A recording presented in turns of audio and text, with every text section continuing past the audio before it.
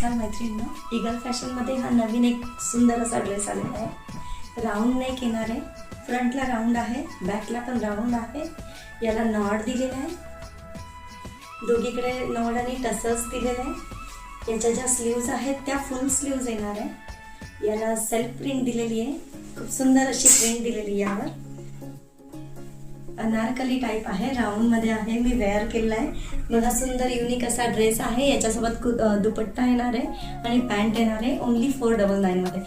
आज बुकिंग करायची ओनली 499 मध्ये। इतका सुंदर असा ड्रेस।